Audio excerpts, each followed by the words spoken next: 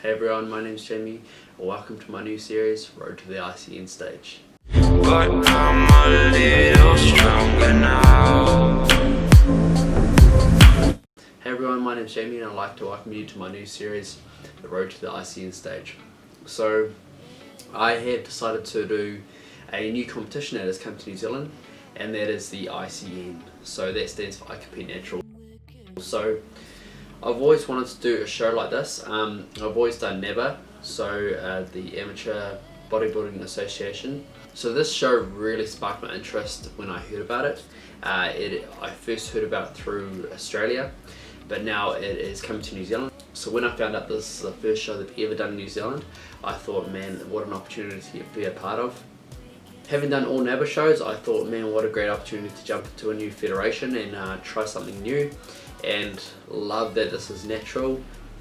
Now the category I'm going to be jumping into is men's fitness. Now this one's completely different to what I'm used to.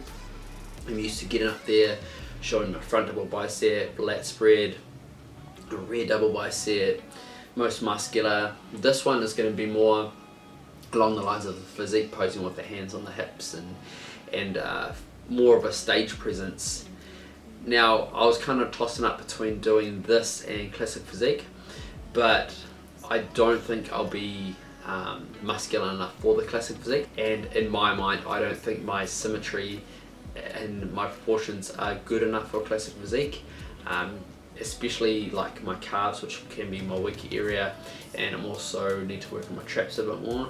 So I think this category, being that you have to be lean, you have to be muscular, but not overly big like a classic physique athlete would be, I think this category would be perfect for me.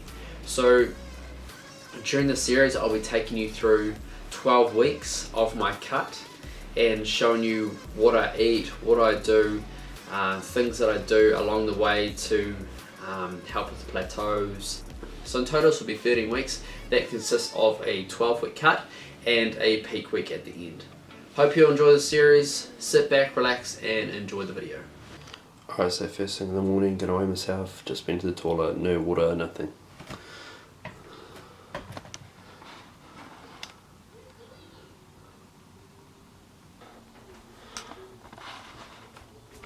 So I just weighed myself without the camera, and it was 71.2, so the camera obviously adds a little bit more. Now let me show you a physique update. So this is my physique update at approximately 7:30 AM in the morning. I had just gone to toilet, I haven't drunk any water for the day, haven't eaten any food, just my raw physique. Now, in terms of what I'll be wearing on the day, I'll be wearing something similar to this. It's going to be basically briefs, so something that's going to be on my upper thigh, because I always wanted to show legs. Now I hold most of my body fat around my lower abs and my lower back, so that'll be the first place for it to go. I'm definitely not lean at the moment, as you can see. So this is a posing that I'll be doing on the actual day of the competition. I'm definitely not used to doing this style of posing. As I stated before, I'm used to doing more front double bicep and rear lat spread and all those traditional bodybuilding poses, so this is definitely a new one for me, and definitely needs a lot of work in my opinion, and I definitely have a lot of body fat to lose in my opinion, as I never really get this heavy in the off season. Alright, so right now I'm going to discuss my plan of action in terms of this cut. So basically what I'm going to do is, like I said before, I'm going to do a 12-week cut and then a peak week at the end. That because I don't really count the peak week as a extra week of cutting or actual extra week of shredding that body fat. I look at it as more of a week that you've done everything else you can to cut, and it's basically fine-tuning your body to get competition ready. But I'll cover the peak week later on in the piece, but basically let's just talk about what I'm going to do in terms of cutting and peaking and what times I want to peak at. So if I draw this little table here, this being week 1 to week 12, and this here being my level of conditioning. So week 1 to 12, and that is my level of conditioning. Basically what I want to do is, that's also my body fat as well. So when I mean conditioning, that means my level of body fat and where I'm sitting body composition wise. So basically what I want to do is, this is where I'm kind of starting here. This is my body fat. I'm estimating to be around sort of 13 to 14% body fat.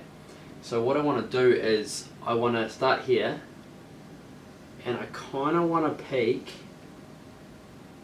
around here. So this being sort of week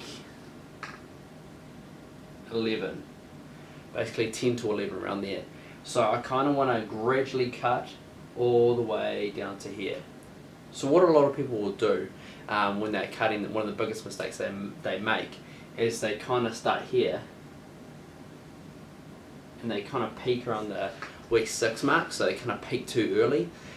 That can be quite detrimental to your health and your hormones. So I'm actually speaking from experience. So I've actually cut way too early, and I've had to maintain for about 6 weeks. So I was sitting at around 5-6% body fat at the 6 week mark, which was very draining on my health, my hormones, everything. So I really wouldn't recommend that. What I recommend is doing something like this if you are going to compete.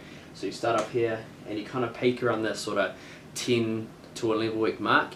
You can also peak at the 9 week mark if you're doing a 12 week cut, but that also will give you a gauge on where you're sitting, and if you need to drop more body fat, if you need to put on, if you need to maintain for a little bit. So the biggest mistake, like I say, people make is they peak too early, or they kind of start here, they think they got a lot of time, they kind of end up over here, so they just don't cut enough. So you kind of got to gauge where you're at, and gauge where you start and where you want to finish. So you got to actually have a plan in mind, I believe, when you are competing. That's why a lot of people get coaches. Me personally, I never had a coach. I've never had to, because of the knowledge I have, but also I know my body type and I know how I cut.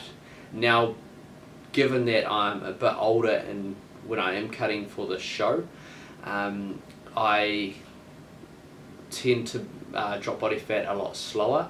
So this is definitely going to be an interesting cut.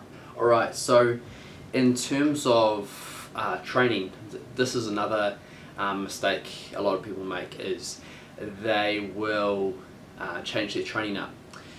There's no need to change your training unless your training was never good to start with. So the biggest thing I would recommend when training is you try and maintain your strength. So obviously maintain your strength, I would incorporate some compound movements like say some bench.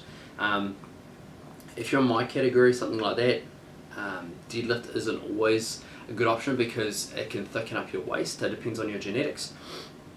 But the squat, the bench, just something, pick a movement to maintain your strength. Because if you're going to maintain your strength, you'll maintain your muscle mass. And obviously, you incorporate your hypertrophy movement as well. So, yes, going 1 to 2 reps shy of failure, doing some intensifying techniques, and that kind of stuff. So my split is I'm going to carry on what I was doing before. So that was a push-pull leg split. I highly enjoy this. I went from a full body split to push-pull legs about 6 months ago, and I love it. I'm able to get a lot more volume in throughout the week, and my body is recovering a lot better. So I'm just going to maintain that. Now, as soon as my strength does drop off, that's when I'll change my split. So at the moment I'm training 6 days a week, and then I'll have 1 rest day.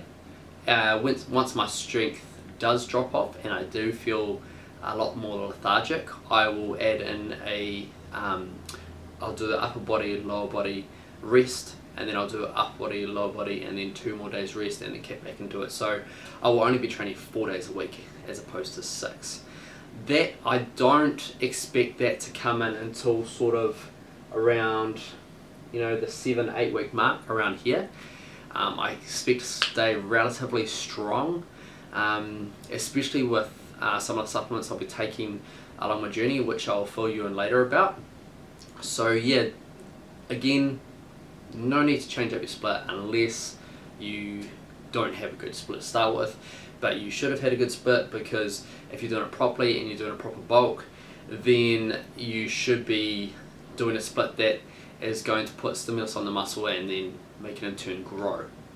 So the other thing I'll be doing is I will be doing a semi-fasted diet. So I will be doing, as opposed to, I usually have 6 to 7 meals, but I will be semi-fasting until 11 o'clock. Now I say semi-fasted because I will be incorporating 2 to 3 servings of BCAAs in that time, and that technically you're not fasted, but I will be doing that not as an intermittent fasting, not to add intermittent fasting benefits, but I'll be doing it so that I can keep my portion sizes a lot bigger for my meals later on in the day. So I'll be eating at like 11 to 5, and sort of like 8:30, 9 o'clock, and then going to bed, and then repeating that cycle. If I do start to feel like hungry throughout that fasting period, I'll drink a lot of water. I usually down about 1.5 to 2 litres of water within that time. And if I do really feel peckish and I need something to kind of pick me up, I'll just have a protein shake.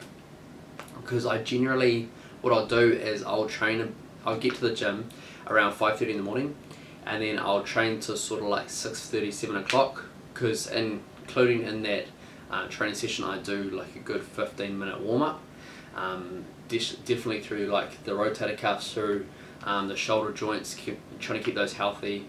And so yeah, there is a long period where I will not be eating, just so I can keep those portion sizes bigger. That's why I'm sipping on my BCAAs throughout that morning, to kind of keep my body anabolic, try not to burn as much muscle as possible.